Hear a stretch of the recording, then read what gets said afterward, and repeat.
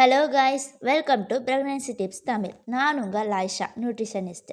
நாம் இந்த வீடியோவில் கர்ப்பம் எப்படி உருவாகுன்றது பற்றியும் கர்ப்பத்தினால் ஏற்படுற தொடக்ககால அறிகுறிகள் பற்றியும் பார்ப்போம். இந்த மாதிரி தான் ஆணோட விந்தணும் பெண்ணோட கருமுட்டையும் ஒன்றா இணைஞ்சி பால் மாதிரி ஃபார்ம் ஆகும். இது கொஞ்சம் கொஞ்சமாக நகர்ந்து யூட்ரஸோட லைனிங்கான என்ட்ரோமெட்ரியத்தில் பதிஞ்சு கருவாக மாறுது. இந்த ப்ராசஸ்லாம் நடந்த பிறகு தான் ப்ரெக்னென்சி சிம்டம்ஸ் ஸ்டார்ட் ஆகுது. ப்ரெக்னென்சி சிம்டம்ஸ் ஒவ்வொரு ஆளுக்கு ஏற்ற மாதிரி மாறி மாறி நடக்கும். சிலருக்கு சிம்டம்ஸே இருக்காது. எல்லோருக்கும் ஏற்படுற காமனான சிம்டம்ஸ் பற்றி இந்த வீடியோவில் பார்ப்போம். ஃபஸ்ட்டு சிம்டம் என்னென்னா, இந்த இம்ப்ளான்டேஷன் நடக்கிறப்ப அடிவயிறு லைட்டாக கிராம்ப்பு மாதிரி இருக்கும். அப்படி இல்லாட்டி அடிவயிறு லைட்டாக வலிக்க ஆரம்பிக்கும். இது பீரியட் பெயின் மாதிரி அதிகமாக இருக்காது. இன்னும் சொல்லணும்னா லைட்டாக குத்துற மாதிரி சுருக்கு சுருக்குன்னு பிடிச்சு இழுக்கிற மாதிரி இருக்கும். இதுதான் மெடிக்கலி ஃபஸ்ட்டு தெரிகிற சிம்டம்ஸ்.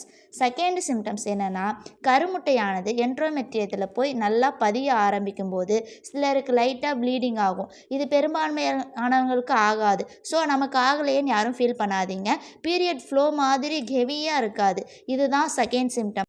இந்த சிம்டம்ஸ் எத்தனை நாளில் ஏற்படும்னா, இன்டர்கோர்ஸ் இருந்ததில் இருந்து 6 to 12 நாளில் ஏற்படும். இந்த சிம்டம்ஸ் வந்ததும் ப்ரெக்னென்சி டெஸ்ட் எடுத்து பார்ப்போம் அப்படின்னு எடுத்து பார்க்காதீங்க.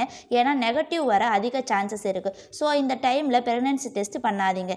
ஏன்னா ஹச்சிஜி ப்ரெக்னென்சி ஹார்மோன் யூரினில் வந்த பிறகு தான் பாசிட்டிவ் காமிக்கும். ஸோ பீரியட் டேஸ் தள்ளி போய் 7 நாள் கழித்து டெஸ்ட் எடுத்து பார்த்தீங்கன்னா பாசிட்டிவ் காட்ட நிறையா சான்சஸ் இருக்குது. இப்போது இம்ப்ளான்டேஷன் சக்ஸஸ் ஆகிடுச்சு. ஸோ உங்கள் உடம்புல ப்ரொஜெஸ்டரான் ஹார்மோன் சுரப்பு அதிகமாக இருக்கும். இந்த ஹார்மோன் அதிகமாகிறதுனால உங்கள் வயிறு லைட்டாக உப்புன மாதிரி இறுக்கமாக இருக்க மாதிரி உங்களுக்கு ஃபீல் ஆகும். உடம்பெல்லாம் டயர்டாக ஃபீல் ஆகும். சிலருக்கு ஜாயின்ஸ்லாம் பெயினாக இருக்கும். ப்ரொஜெஸ்டரான் ஹார்மோன் அதிகமாகிறதுனால பாடி டயர்ட்னஸ்ஸு, ஜாயின்ஸில் பெயின்லாம் இருக்கும். இந்த டைமில் தான் ஹச்சிஜி ஹார்மோனும் சுரக்க ஆரம்பிக்கும். ப்ரொஜெஸ்டரானும் ஹச்சிஜி ஹார்மோனும் அதிகமாகிறதுனால பாடி டயர்ட்னஸ்ஸு, பாடி பெயின், அப்புறம் சிலருக்கு ஃபீவர் கூட வரும். அப்புறம் மார்னிங் சிக்னஸ், காலையிலலாம் எந்திரிக்க முடியாத மாதிரி இருக்கும் சில பேருக்கு.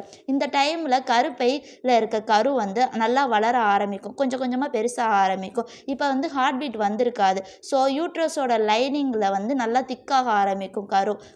இந்த டைமிங்கில் தான் உங்களுக்கு பீரியட் வராது. ஸோ ஃபோர்த்து சிம்டம்ஸ் என்னென்னா, உங்களுக்கு பீரியட் மிஸ் ஆகும். ஸோ ஃபைனலாக கரு நல்லா வளர ஆரம்பிக்கும். ஹச்சிஜி ஹார்மோனும் அதிகமாக சுரக்கும். நெக்ஸ்ட்டு வெளிப்படையான எல்லா சிம்டம்ஸும் உங்களுக்கே தெரிய ஆரம்பிக்கும். அதில் ஃபஸ்ட்டு தான் அந்த நாசியா அண்ட் வாமிட்டிங் ஆரம்பிக்கும்.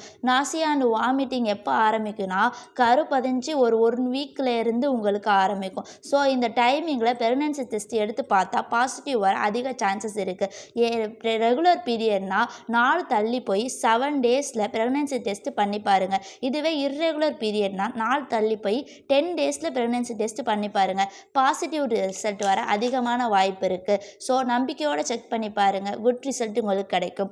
ஹோப்ஃபுல்லி இந்த வீடியோ உங்களுக்கு பிடிக்கும்னு நான் நம்புகிறேன். இந்த வீடியோ உங்களுக்கு பிடிச்சிருந்தா லைக் பண்ணுங்கள். மேலும் இது போல் வீடியோ உங்களுக்கு வேணும்னா இந்த சேனலை சப்ஸ்கிரைப் பண்ணிக்கோங்க.